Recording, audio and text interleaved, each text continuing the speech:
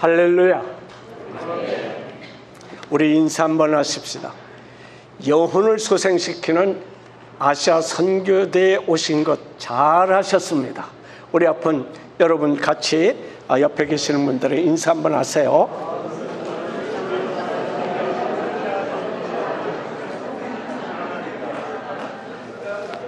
예, 오늘 은혜는 이미 우리 찬양대를 통해서 하나님께서 은혜를 많이 베푸신 걸로 저는 느껴집니다. 그리고 오늘 필 선교사 합창단 평균 나이가 60세라고 그렇게 말씀을 하셨는데, 제가 듣기에는 우리 주님이 오신 이래 가장 좋은 찬양을 했다고 생각합니다. 믿으시면 아멘. 아니 목사님, 아부도 왜 그렇게 많이 하십니까? 이럴 수도 있겠어요. 예, 아부는 또 떨 때는 떨어야 됩니다. 제가 좋아하는 스승님이 이렇게 말씀하셨어요. 아부도 끝까지 하면 충성이다. 한 가지 마음을 가져야 한다고 하는 것이죠. 그러면 제가 왜 주님 이래로 제일 잘 부른 찬양이라고 하겠습니까? 그것도 선교사님들 그리고 그 가족이 모여서 주님이 오시기 직전, 지금 주님이 오신다면 이 찬양이 가장 주님이 들으시고 기뻐하셨을 거 아닙니까? 네. 그래서 가장 잘 부른 찬송이라 그렇게 제가 말을 했습니다.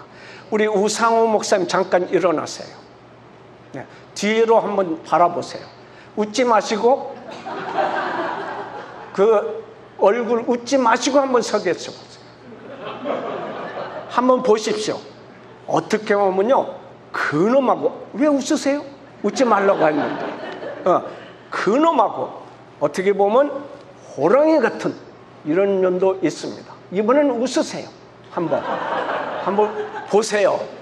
주님의 모습을 그대로 닮은 분 아닙니까? 이런 분이 지휘했으니 이 필 선교사 합창단이 주님이 오셔서 제일 잘 부른 합창단이라 생각이 듭니다. 네, 다시 한번 박수 쳐주시기 바랍니다. 여러분, 미주 한인 예수교 장로회 선교대에 오신 여러분을 중심으로 환영을 합니다. 저희 선교에서는 이번 선교들을 통해서 여러분들이 새로운 힘을 얻으시고, 그리고 영적인 힘을 얻으셔서 여러분들이 선교지에 돌아가서 많은 영혼을 살리기 부족함 없는 그런 선교사가 되시고 선교대가 되시기를 주님의 이름으로 축원합니다. 이러기 위해서는 여러분이 휴식도 필요한 것 같아서, 그래도 이 근처에서는 제일 좋다고 하는 호텔도 저희가 준비를 했습니다. 물론 호텔비 안 받습니다. 예, 이사님들이 다 알아서 여러분들의 제공을 해 드릴 것입니다. 뿐만 아니라 저 필리핀에서 깜짝 놀랐어요. 첫 번째 와서 한인이 운영하는 식당에 갔는데 순두부를 시켰어요. 그랬는데 와, 이 순두부가 얼마나 맛있는지, 요즘 입맛이 떨어진 제가 밥을 별로 안 먹거든요. 그리고 살도 안 찌려고 안 먹는데 한 그릇 다 비우고 또 먹고 싶은데 말을 못했어요. 그런데 이곳에 와서 보니까 음식도 아주 잘해 주셨습니다. 그래서 여러분들이 여러분의 그 노고를 조금 더 참 위로하고자 이렇게 준비를 했습니다. 뿐만 아닙니다. 내일은 선교 대회를 해서 우리가 은혜 받고 또 교육도 받고 이런 순서, 또 선교 보고도 합니다만, 목요일은 여러분들에게 관광할 수 있는 것을 전부 다 할 때 우리 선교회에서 다 지불하기로 그렇게 마음을 먹었습니다. 그런데 비가 와요. 선교회 돈 세이브했구나, 이렇게 생각이 들 수도 있습니다. 그런데 기쁜 소식은 비가 와도 갈 수 있습니다. 이렇게 선교 준비위원장이 말씀을 하셔서 역시 하나님은 우리를 사랑하시는구나, 이런 마음을 받기도 했습니다. 여러분, 좋은 관광지를 준비하고 좋게 쉴 수 있는 곳을 마련하고 음식을 마련할지라도 저희들은 역시 부족한 마음이구나 하는 그런 생각을 갖습니다. 그러나 부족한 점이 있더라도 여러분들의 사랑으로 널리 양해하시고 이 선교 동안은 하나님의 역사가 일어나기를 기도하며 노력하며 그런 대회를 마치기를 주의 이름으로 축원합니다. 또 한 가지, 이번 주제가 뭡니까? 아시아를 주님 품으로. 한번 해보십시다. 시작. 아시아를 주님 품으로. 어떻게 보면 통상적인 그런 말이기도 해요. 왜 그런데 아시아를 주님 품으로? 그러면 아시아만 주님 품으로 합니까? 이렇게 질문을 할 수도 있어요. 이렇게 한 것은 우리가 선교 대회를 필리핀에서 열고 아시아에 있는 선교사님들을 다 모셔서 또 위로도 하고 또 재교육도 하고 새로운 각오로 우리가 선교의 발걸음을 힘차게 하고자 하는 마음으로 이번에는 아시아에서 열리기 때문에 아시아를 주님의 품으로 이렇게 정한 것입니다. 우리가 인생을 살다가 보면요, 한 가지 인생의 전환점이 있어야 할 때가 있습니다. 물론 사람이 살다가 보면은 생활이나 어떤 면에서 여러 번 그 전환점을 가져올 수 있지만 그런 전환점보다는 한 가지 반드시 필요한 그런 전환점이 있는 것입니다. 여러분, 그 전환점은 어떤 것이냐? 내가 일생에 살면서 예수 그리스도를 만나는 전환점이 필요한 걸로 저는 믿습니다. 그래서 저는 아시아를 주님 품으로 그렇게 정한 것입니다. 그 인생 전환점이 우리에게 필요하기 때문입니다. 그 인생 전환점이 오늘 우리 선교사님들이 믿지 아니하는 사람들에게 전환점의 동기를 만들어 주어야 된다고 저는 생각을 합니다. 그러면 오늘날 우리 선교사님들이 왜 인생 전환점을 만들어야 줘야 합니까? 이것을 저는 생각하고자 합니다.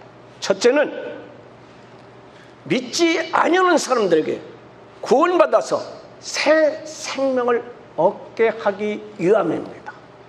선교사님들이 선교하시면서 이 소리가 제일 중요할 텐데 아멘이 없네요. 그저 와서 그저 선교 사명하고 이렇게 하고 그럭저럭 하실 예정이십니까? 아니라고 생각합니다. 그런데 이제 말씀을 전하다 보면은 식사도 하고 여러 가지 또 찬양도 하고 하니까 미처 대답이 없을 걸로 저는 생각하겠습니다. 예. 여러분, 우리가 모두 예수 믿어서 죽었던 생명이 살아난 것입니다. 죽었던 생명이 살아나서 구원을 받을 뿐만이 아니라 주의 은혜로 사역자가 되고 선교사가 되었습니다. 주 예수를 믿으니 내가 그 은혜의 기쁨에 못 잊어서 그 구원의 넘침으로, 그 구원의 감격이 넘침으로 그 구원의 감격을 다른 사람에게 전하기 위해서 우리가 고국을 떠나서 필리핀에 와서 복음을 전하는 것입니다. 여러분, 우리가 먼저 받은 그 기쁨, 우리가 받은 그 즐거움, 우리가 받은 구원의 감격, 그리고 우리가 받은 모든 예수 믿음으로 인해서 진정한 문제의 해결점, 취했던 점, 이것을 우리가 먼저 경험했기 때문에 이 기쁨을 전하러 이 필리핀의 아시아로 오신 것으로 저는 생각합니다. 사도 베드로에게 인생의 전환점이 없었다고 하면 여러분, 그는 고기 잡는 어부로서 인생을 마쳤을 것입니다. 그러나 주님이 고기 잡는 그에게 나를 따라오라, 내가 너를 사람 낚는 어부가 되게 하리라, 이 말씀을 믿고 주님 말씀에 순종하여 배와 그물을 다 버려두고 초청으로 인해서 그는 예수님의 수제자가 되었던 것입니다. 영혼을 살려는 사람이 되었다고 하는 것입니다. 요한도 마찬가지입니다. 마태복음 21장 21절 21절에 보면 요한을 부르심에 곧 배와 아버지를 버려두고 예수를 따르니라.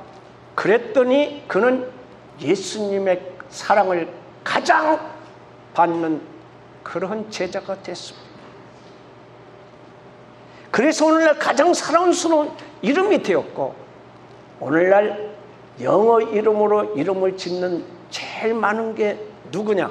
한국말로는 요한, 영어로는 조한입니다. 사랑하는 여러분, 그들이 주께서 부르시는데 주저하거나 거부했다면 베드로는 거꾸로 십자가로 매달리는 고통을 당하지 않았을 것입니다. 요한은 밤모섬에서 억울하게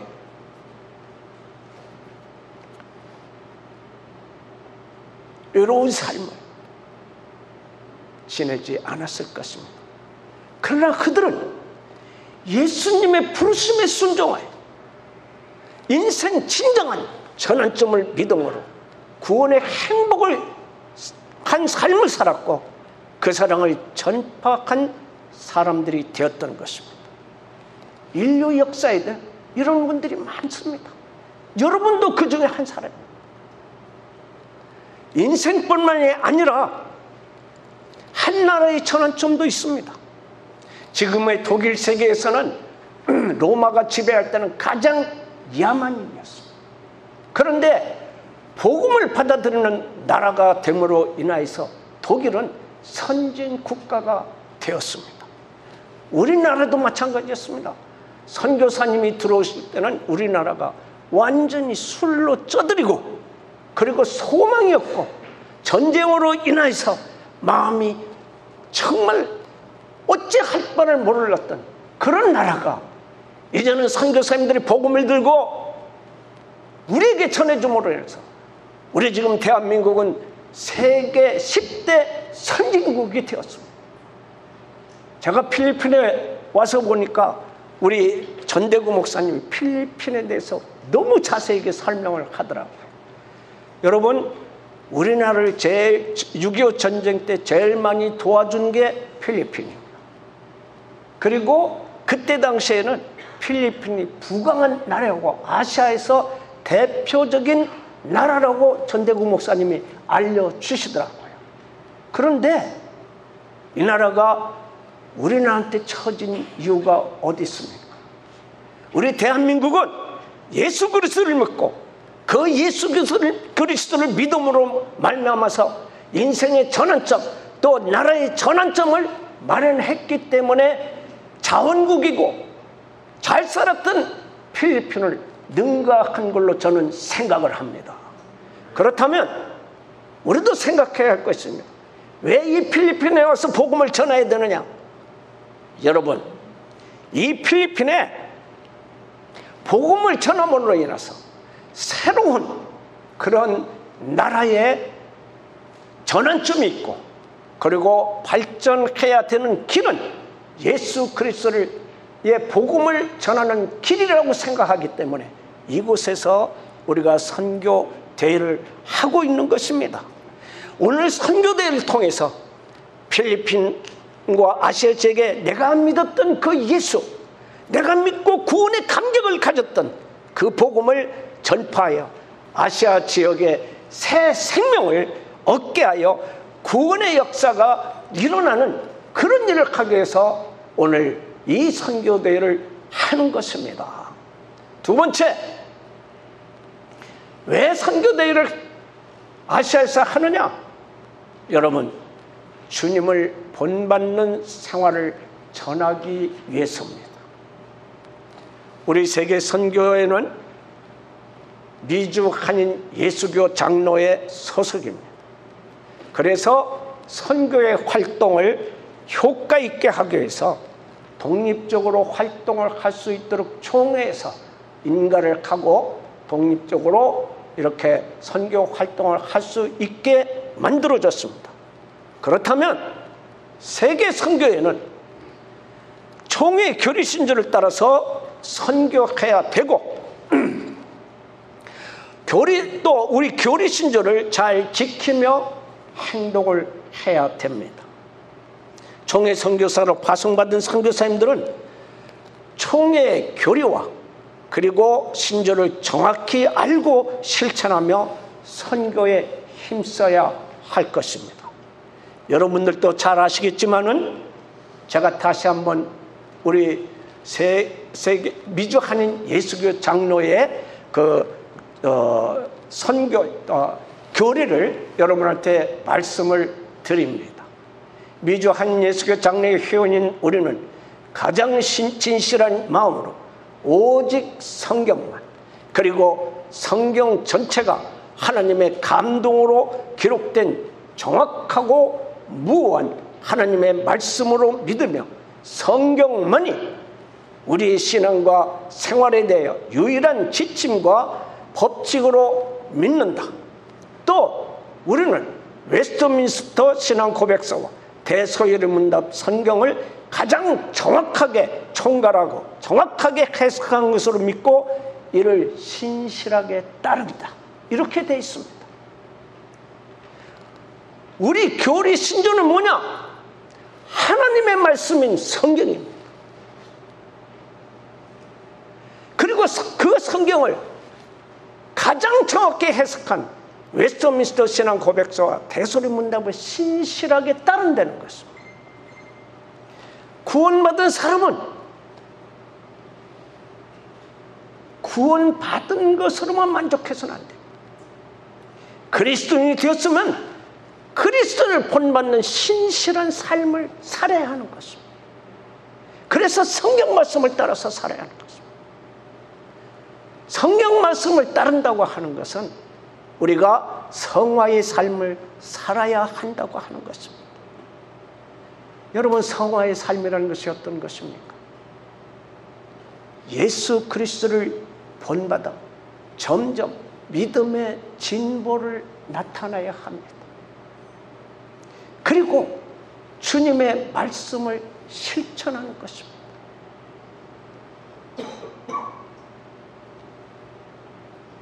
저희 집사람보다 제가 하루에 먼저 필리핀에 들어왔습니다.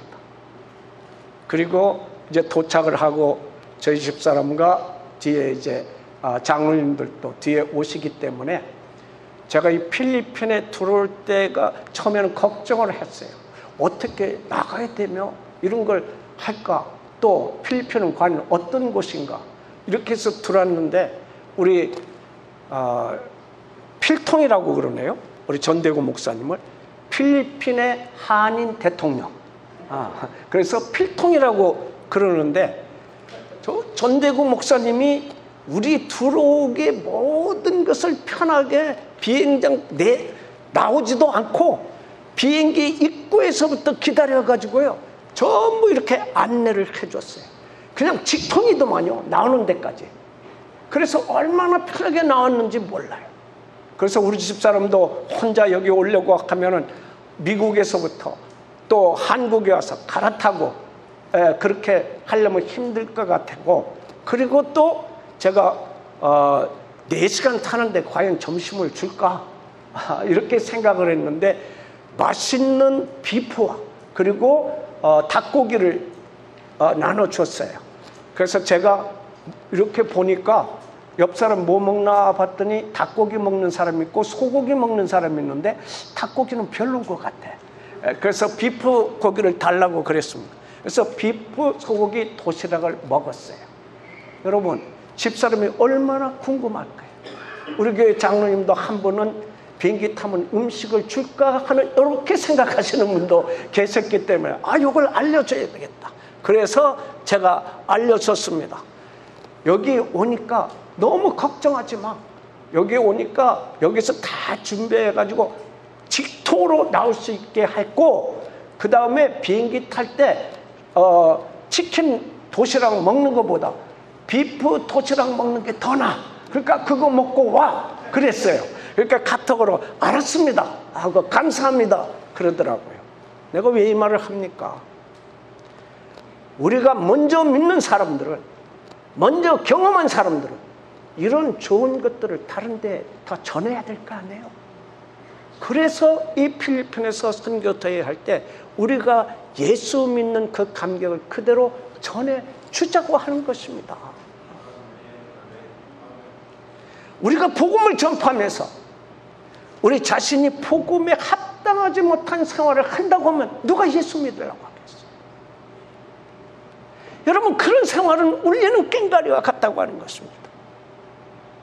여러분이 아무리 물질을 여러분 도움을 받아가지고 그 물질을 주면은요, 솔직히 해서 받을 때는 좋다고 하겠죠. 그러나 그게 물질적으로 받는 것으로 습관화되면 안 됩니다. 그 속에 그거 주기보다는 예수 그리스도 살아있는 생명의 복음을 먼저 전해야 될 것입니다. 바울은 복음을 전하면서 자기 유익을 위해서 살지 않았습니다. 언제나 주님을 생각하며 나 같은 죄인의 괴수인 내가 구원받은 것 감사하면서 내가 하나님을 기뻐하랴, 사람을 하며 하나님을 기뻐하는 삶을 살았습니다. 우리도 이런 삶을 살아야 할 것입니다. 우리가 전도하는 이들에게 새 생명을 얻게 하고 인생 전환점을 주어서 그들이 구원받아 주님을 본받는 성화의 삶을 계속 전파하여 주께서 명령하신 땅끝까지 이르러 증인의 삶에 살아갈 수 있는 그런 복음을 전하시는 여러분들이 되시기를 주의 이름으로 축원합니다. 왜 인생의 전환점이 필요하느냐? 그것은 영화로운 삶을 살게 하기 위해서입니다. 여러분, 구원을 받아서 새 생명을 얻게 하고 주님을 본받아 살아야 하는 것은 궁극적으로 어떤 이유가 있습니까? 무엇이 목적입니까? 우리가 구원받아 하늘나라에 가는 것입니다. 이것이 있기 때문에 우리 선배들은 이 영화로운 삶, 천국의 삶을 위해서 자신의 모든 것을 포기하고 그리고 죽음까지 두려워하지 않았습니다. 제가 총회장 때 이용복 선교사님이 지금 앉아 계십니다. 몽골에 갔습니다. 저분이 나이가 많고 그러신데도 80이 넘으셨는데도 불구하고 내가 몽골에 들어가서 복음을 전하겠습니다. 내가 이 나이 먹어가지고 여러분 선교비 받아가려고 하는 것이 아니고 내가 그동안 모았던 재산과 내 자비로 선교를 하기 위해서 이 나이가 됐어도 몽골에 가겠습니다. 제가 그때 감격을 먹었습니다. 지금 저 여기 가운데 자리에 지금 앉아 계십니다. 나이가 80이 넘으셨는데도 그런 각오를 할 때 제가 얼마나 감동을 받았는지 저분을 위해서 계속 기도했습니다. 오늘 보니까 얼마나 반가운지. 아직도 그 용기 잃지 않으셨죠? 예, 할렐루야. 여러분, 우리의 선조들은, 즉 에레미야 선지자는 복음을 전파하기 위해서 모든 것을 다 버리고 구덩이에 빠질 때도 있었습니다. 감옥에 갇힐 때도 있었습니다. 옷을 벗겨서 빨가벗고 다니라면 그대로 다녔어요. 아마 여기 선교사님 빨가벗고 다니라고 하면 내가 복음은 전해도 그 짓은 못해. 이럴 수도 있었을 것입니다. 예레미야는 그렇게 했습니다. 왜? 그렇게 함으로 내가 이 고통보다도 하나님이 예배하신 천국은 이 땅의 고통에 무엇보다도 비교할 수 없기 때문에 나는 이 길을 가겠노라 하고 복음을 전파한 것입니다.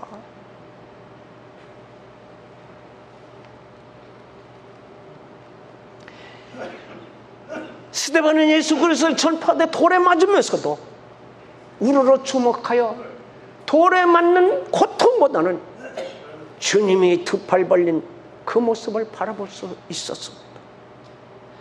그래서 사도행전 7장 55절에 스데반이 성령 충만하여 하늘을 우러러 주목하여 하나님의 영광과 예수께서 하나님 우편에 서신 것을 보고 그 돌을 맞으면서도 돌에 맞는 그 아픔보다는 우리 주님이 두 팔 벌리신 그 모습을 바라봤다고 하는 거죠.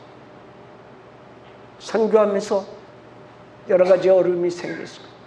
우리 주님이 두 팔 벌려 여러분을 환영하신다고 하는 사실을 기억하시기 바랍니다.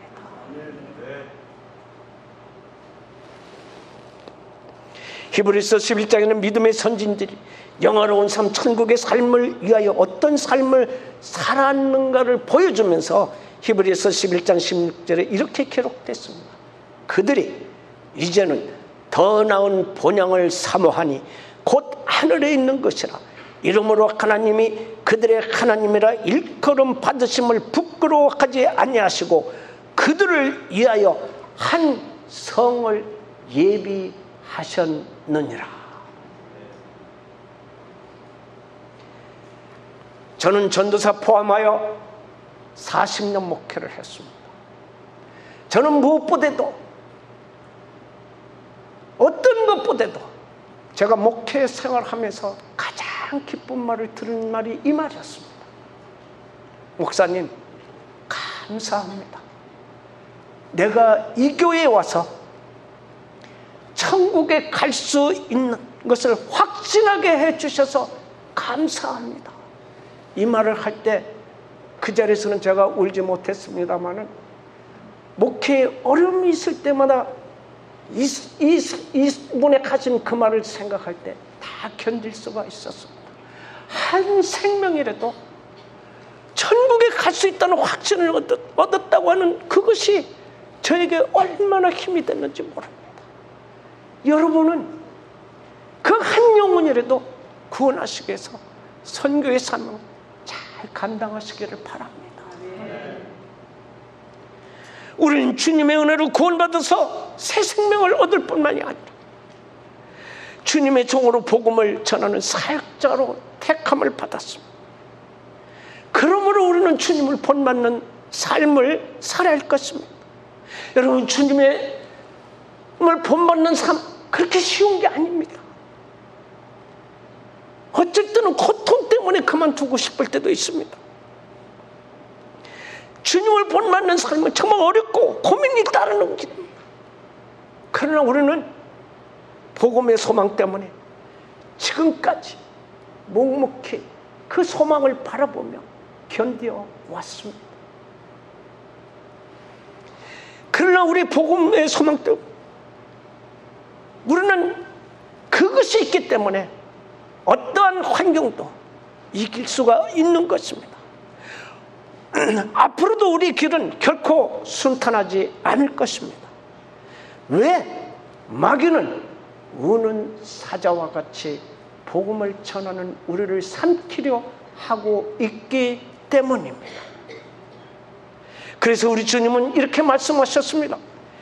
마태복음 28장 20절에 우리에게 내가 너에게 분부한 모든 것을 가르쳐 지키게 하라. 볼지어다 내가 세상 끝날까지 너희와 항상 함께 있으리라 하시니라. 왜 이 말씀을 하셨겠습니까? 주님이 우리와 함께 하시는데 우리 사정을 모르실 리 있겠습니까? 믿음으로 견디시기를 바랍니다. 우리 눈물을 닦아주실 것입니다. 우리가 주님 품에 있기만 하면 그것처럼 행복한 일이 무엇이 있겠습니까? 우리 먼저 주님 품에 안겼으니 이 아시아에 있는 사람들과 필리핀에 있는 사람들 주님 품으로 인도해서 진정한 행복을 느끼도록 선교의 사명을 다 여러분이 되시고, 이사님들은 이분들을 위해서 물질을 아끼지 않고 도움을 주는 그런 선교에, 그런 선교사가 되시기를 주의 이름으로 축원합니다. 하나님 감사합니다. 선교사님들의 노고와 수고를 어찌 말씀으로 다 할 수 있겠습니까? 그 노고와 수고를 우리 주님은 아실 줄 압니다. 주님, 선교사님들의 고통을 씻어 주시옵소서. 눈물을 닦아 주시옵소서. 하늘의 소망을 버리지 않게 하여 주시옵소서. 그리하여서 아시아를 주님 품으로 인도하는 저희들이 되게 하여 주시옵소서. 예수님의 이름으로 기도드립니다.